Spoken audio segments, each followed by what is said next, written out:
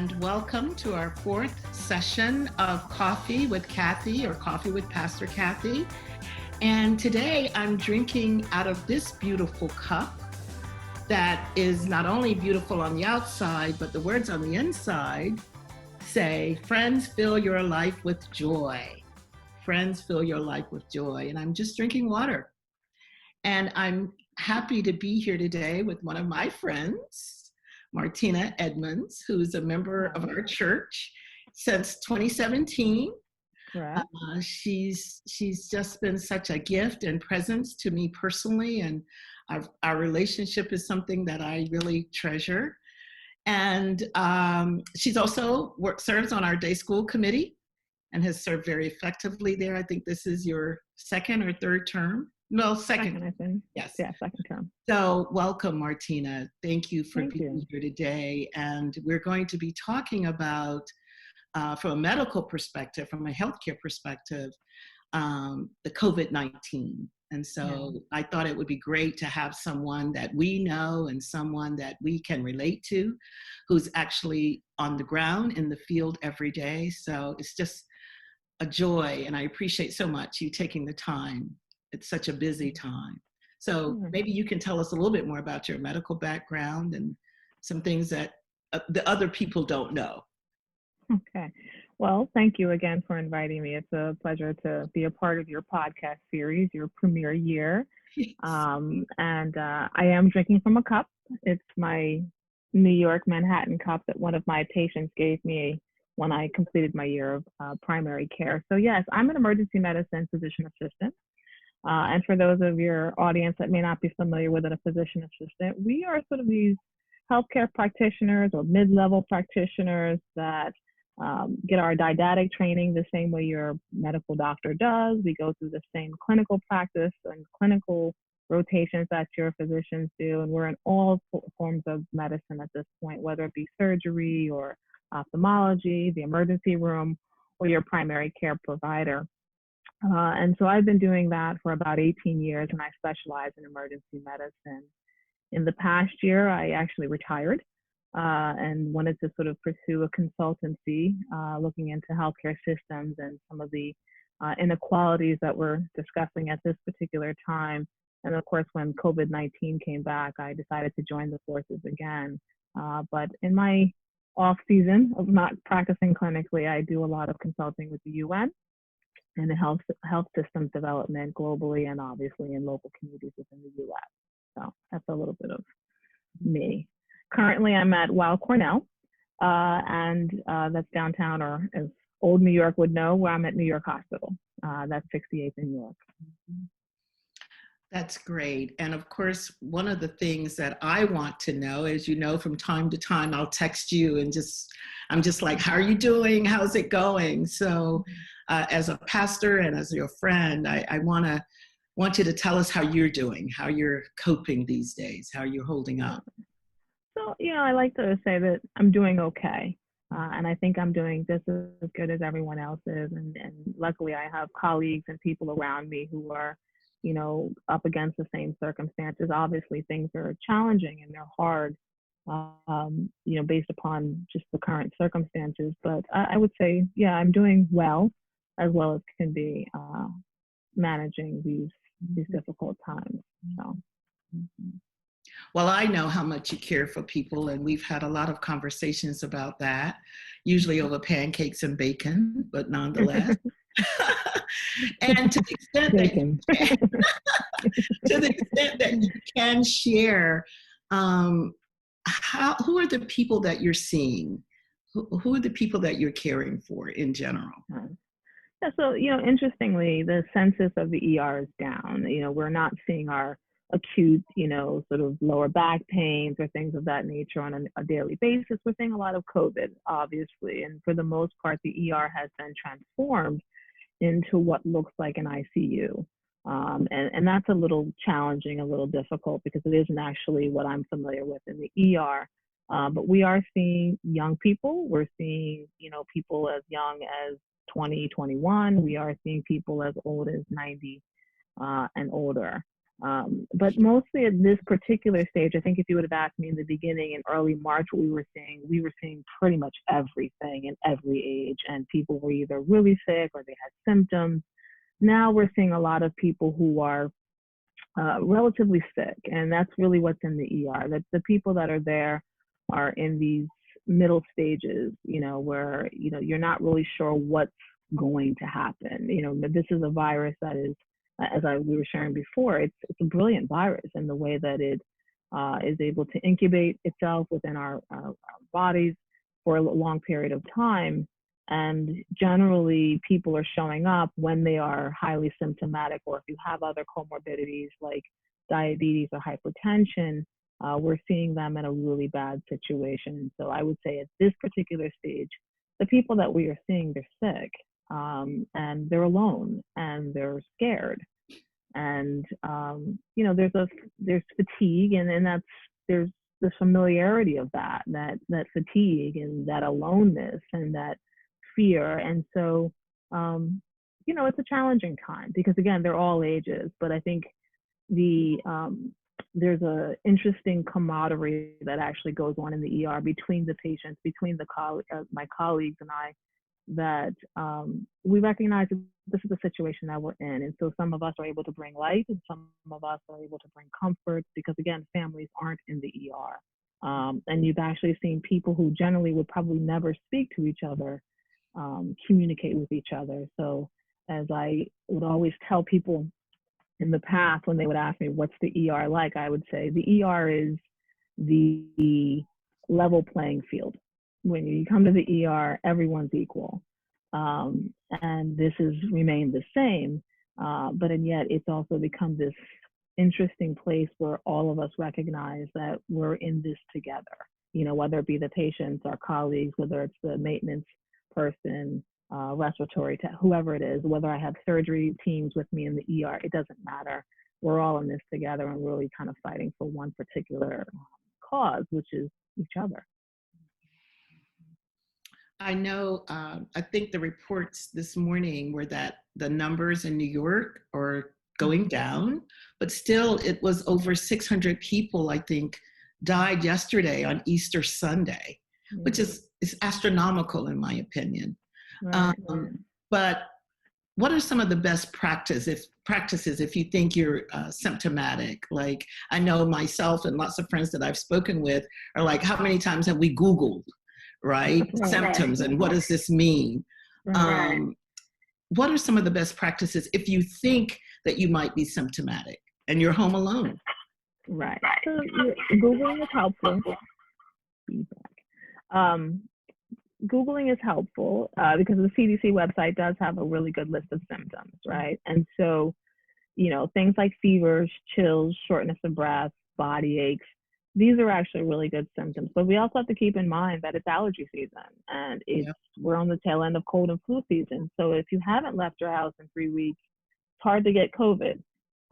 However, if you have, and there's, you've been out there and you haven't worn your mask and you haven't had your gloves on, then there is a possibility. So things that you really should be looking for are that fever that comes on. So a lot of people that have come into the ER, even friends of mine that have come up positive, it tends to be something very subtle that shows up first. It could be something as a sudden onburst of diarrhea, or maybe a slight sore throat that may last a few hours and go away. And then the next day, this fever. And when we classify fever in the ER, we mean temperature. And so that's 100.1 or higher is what is medically classified as a fever.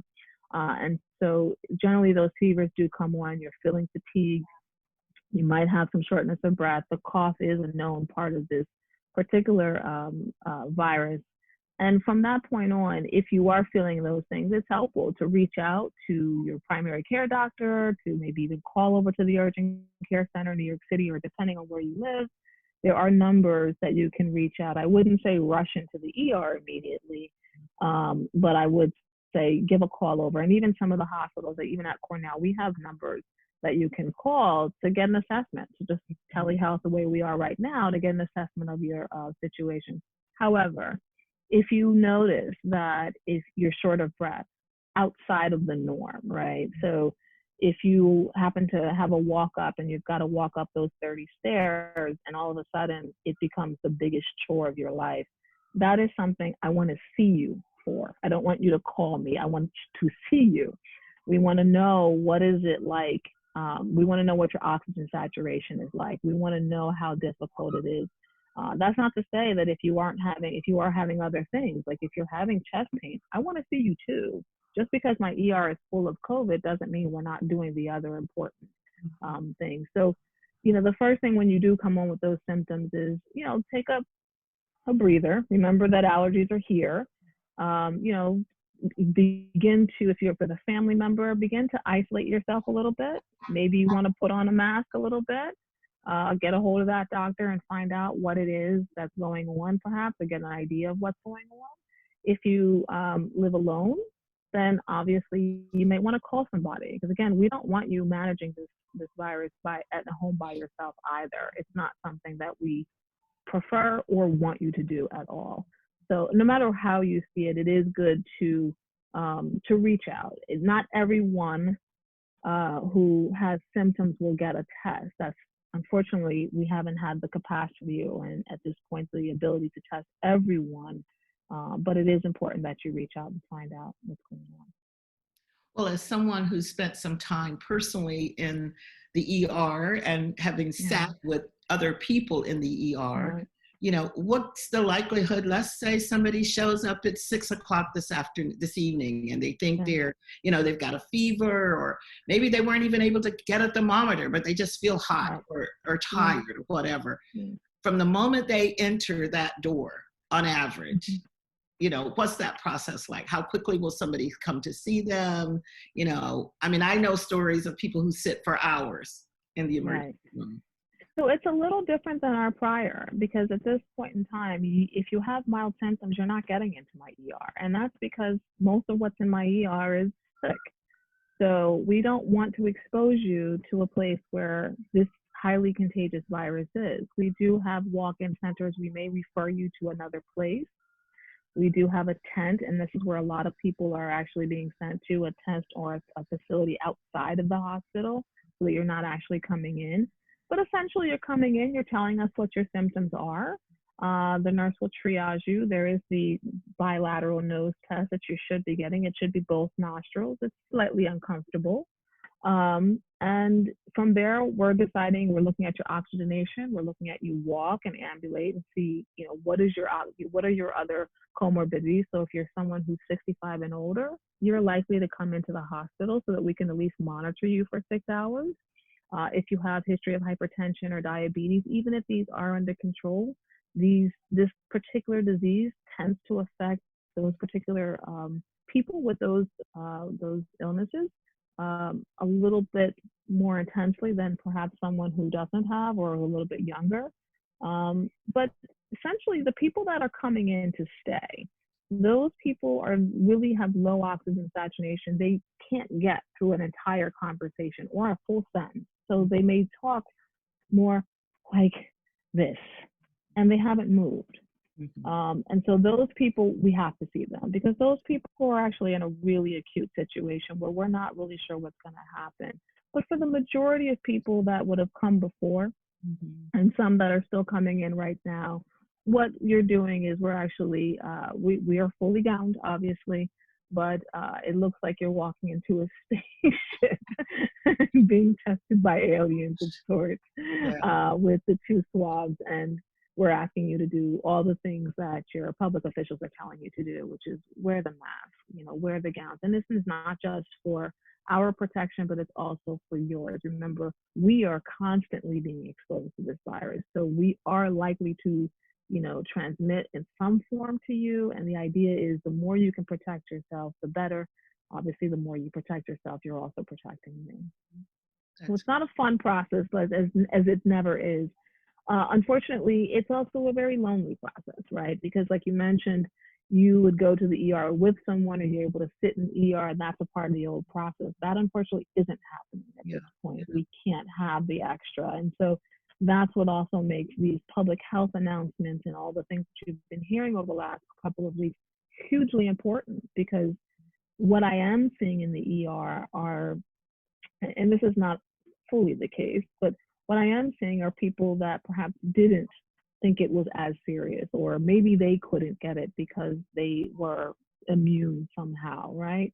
And so maybe they were out a little bit too long prior. Maybe they were at the parks playing a game or whatnot. And unfortunately, this virus was able to ravage them. I would love to share with you a direct patient story, but I have to be mindful there are HIPAA laws, and so I have to be mindful of being protective of that. But we have had individuals who, were not so adherent to the rules and the guidelines that were being out there, and I've had to sit with many families, or I should say people, and maybe give them the advanced directives, and talking to someone who is 20 something years old and telling them that this isn't going well, and they knowing and I knowing that perhaps their actions, had they just been a little bit different, could have been the difference in their outcome, or having to sit with people and hold their hand because there isn't anyone else to hold their hand while they're speaking to their family members and we're relaying some unfortunate news about their outcome. It's a challenging time.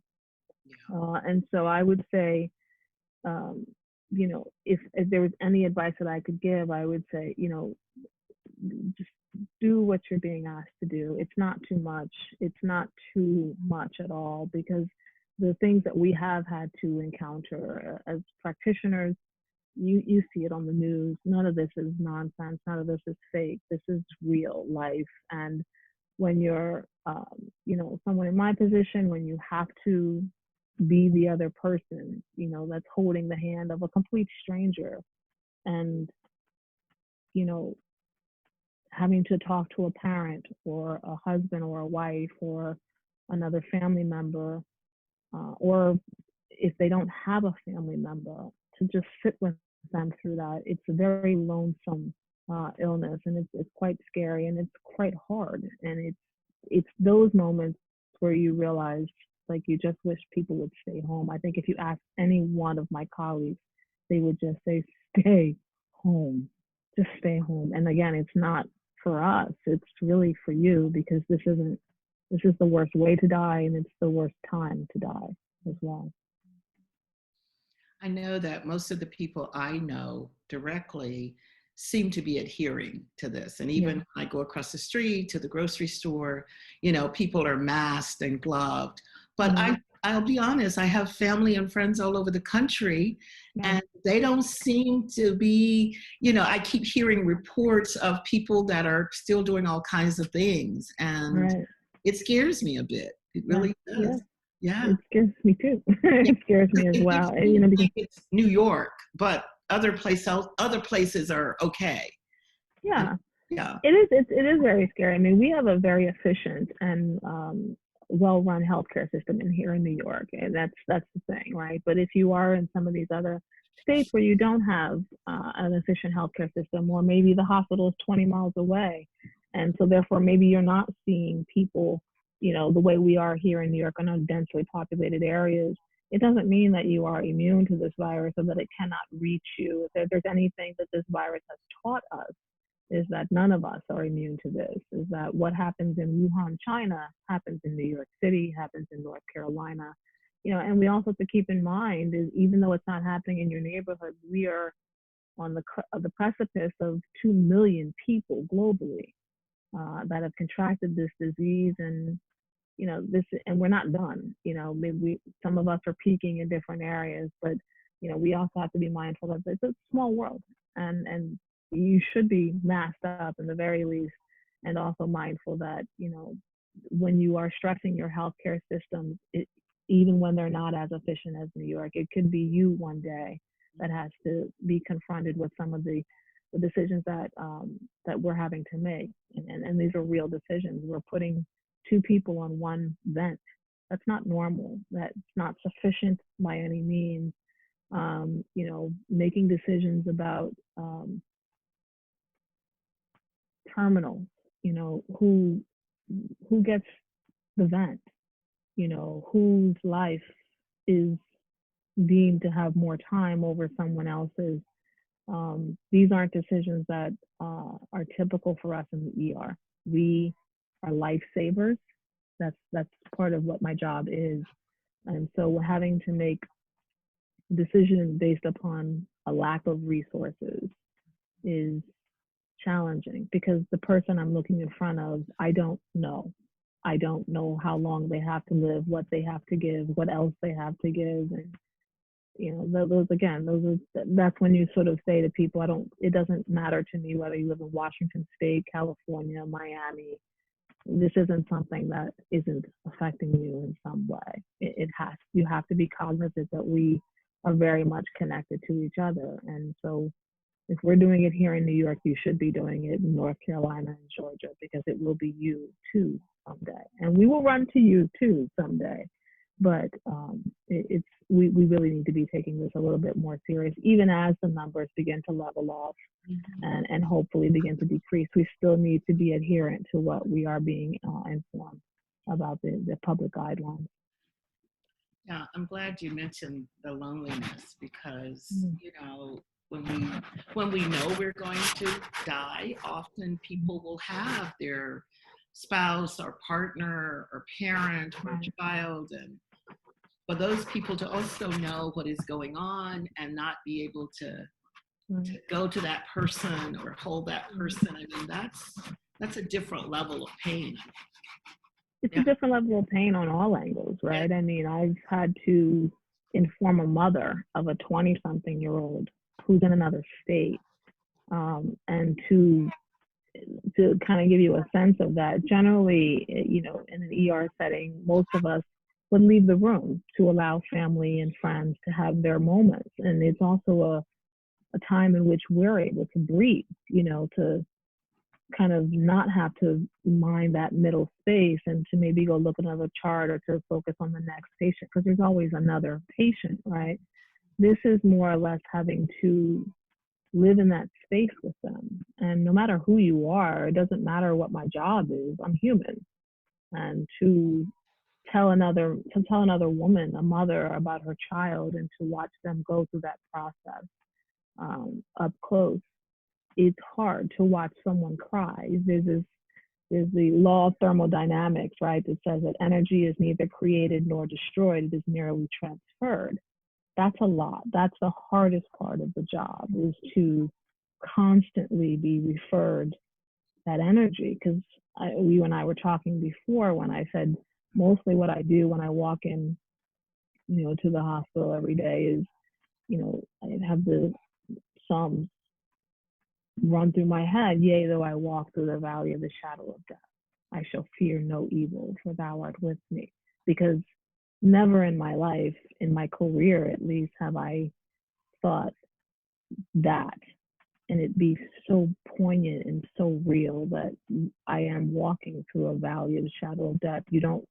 These days we walk through the and this is a lot of us, we walk into the hospital knowing that you're lucky if you get out with a minimum amount of codes, but you're going to sit for 1 or 2 or 3 and sometimes more. And so it is a very lonely thing. It's also because of the nature of the virus. So I cannot emphasize more being adherent, because it's not right. It's unfair.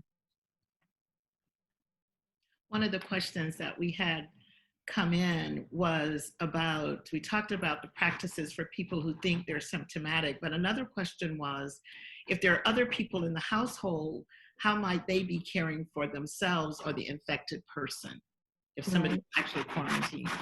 Yeah. So if you have tested positive and your spouse or whomever is in the house with you, the best thing you can do, one, is just always wear a mask. Have that person as best as possible. Some of our New York apartments are small, but to quarantine as best as possible. Try not to be in physical contact with each other. We do know that this virus lives on surfaces for up to 3 hours and possibly longer. We know that there's a lingering of this virus even within the spaces of a room for hours as opposed to minutes. So you want to minimize your contact. I hate the word isolation and distancing. It just seems so, it's actually counter to what we do as human beings. It's actually, we are hardwired for connection, right? So, but I would say in those settings, you do want to, as best as possible, separate. If you're feeding, if you're doing direct care, you want to make sure that you're wearing gloves to take care of the food trays that you're serving. That you are using hot water to wash stuff, that you are washing their clothes in hot water. And heat tends to be something that desensitizes this disease. You want to maybe use some sprays, or if you don't have the cleaning agents, things like baking soda and vinegar and these parts of hydrogen peroxide together are also good cleaning agents. And so you want to wipe down the door handles and areas where that person may touch. When they go to the bathroom, if you have 2 bathrooms in your home, let 1 bathroom be theirs. And obviously, if you have 1, then you want to be very mindful to wipe after them, to go back behind them. This disease is easily transmitted in a home where 1 person is infected. That does not mean that the person who's infected is isolated to 1 room. If you have a small apartment, that may be the case. But I would still encourage that if you have minimal symptoms, and that is the case, if you're home and you're isolating, you likely do have mild to moderate symptoms that don't require hospitalization, then, if it's just a fever, and, recognize that getting some sunlight and going out for a walk during the day is helpful. It's also mentally helpful so that you're not constantly under this idea that things are going to be bad. I can't tell you how many stories, Cathy, where, you don't know why people get better. Sometimes it's mentality, sometimes it's prayer. I understand all of that, but it is important that you all do keep your mind about you. So I would say if you're caring for someone, remember you are doing the hardest, most difficult, and thank you work, but to also be mindful of yourself and protecting yourself and wiping those areas down behind them, and giving them space and listening. I think I actually asked a friend of mine who was a colleague who tested positive, and I said, what was the best thing about having your husband home with you? And she says, just that he was there, that he would spend time just talking to her from afar, keeping that 6 feet distance in the room, but that he was there. He did all the normal things like making the teas and stuff of that nature, but he was just there. And I think that's hugely important, because especially when you are contracted or you have this disease, we know that isolation is the cure.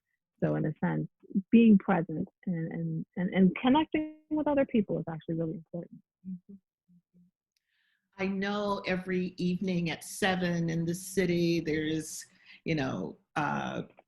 sounds and clapping and horns honking and everything. And people are trying to express to healthcare professionals their gratitude and appreciation for what you all are doing on the front lines.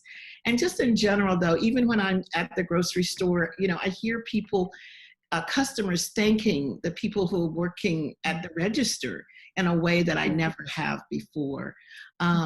What else can we do? What can we as a church, how can we pray for you? What should our prayer be? If I can get this a lot, and maybe I'm not someone who constantly thinks about what someone else could do for me.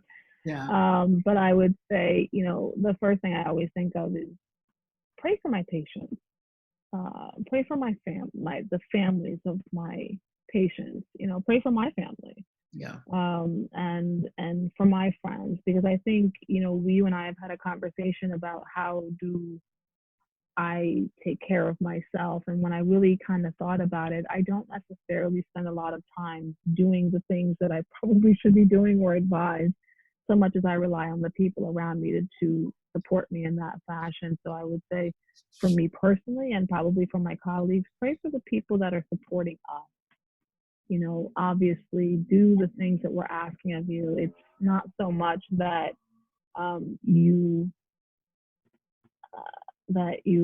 you're protecting yourself from getting the disease, but the idea is to never have you sit in front of me. The goal of the ER is that we never meet. And so do the thing that you're supposed to be doing. That would probably be the best thing you could do for me. Stay home. And like I said, for my patients, and for those who are sick, and for my colleagues, pray for us, and not just during this time, but for the times to come. Because the truth is, and you and I, Cathy, have spoken about this, is it's not so much today or tomorrow or yesterday that I'm concerned about for me personally and for my colleagues. It's 5 months from now when the revisionist part of this comes back, when the eyes behind, because that's really all you see, right, are the eyes, the final goodbyes, the times you had to hold the hand. So when those memories of those people we had to say goodbye to, when those memories of how tragic and how just unfortunate this whole thing is, that would be the thing I would say. Pray for us now and later. That would be the best advice I could give, as well as staying home. I do think that months after, we're all out and about again, months afterwards, there's going to be this realization of everything that we've been through. I think right now, so many of us are just in survival mode, right? We just want to stay well, or we want to care for the people who are sick. But I think once we get back to some sense of, quote, normalcy, meaning, out and about, right? Yeah. That it's probably going to hit us just how big of an impact this thing has had on our emotional and spiritual side of things. Yeah, absolutely. I think the interesting parts are what happens after we all return to life again. I don't think there's a back. I don't think we go back. There is never a back. It's always forward.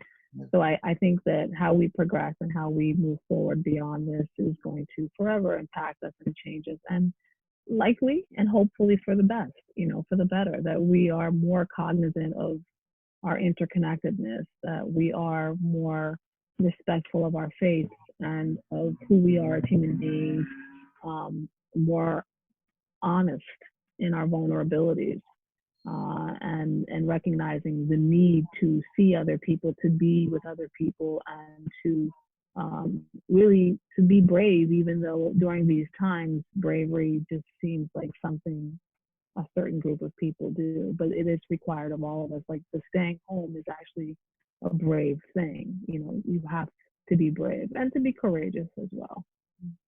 And I think the last thing I would say is really to be daring in how you live greatly, live whole, and live big, be big in it. Because I think if anything I've learned during this time, it's probably a lesson that I've learned over time in the ER, which is, human beings have a specific need to be acknowledged. That's a very basic need. Do you see me? Do you hear me? And it is something that if there were a few of my colleagues who didn't recognize it before, they recognize it now. Just the need to stand in the space of someone else going through something else. But how much that is needed of all of us, that, as New Yorkers, we shuffle by, but say hello, give a nod. And then also to, like I said, to live greatly, to live at your full capacity. None of us know when this is our last. And unfortunately, we look and we see that for 20-something thousand people, May doesn't exist, and so live to your fullest, live whole, love 100%, take the risk. Well, you are brave and you are daring and you're wonderful, my dear. And I am so grateful to call you pastor and friend, and I'm here for you, as you know. And thank you for all that you do. God bless you. Thank you. Thank you. Bye-bye. All right. Bye-bye. Thank you for listening to this episode of Coffee with Cathy. This podcast is brought to you by Park Avenue United Methodist Church. Follow us on social media at PAUMC NYC. You can also support our ministries by donating at paumcnyc.org/give.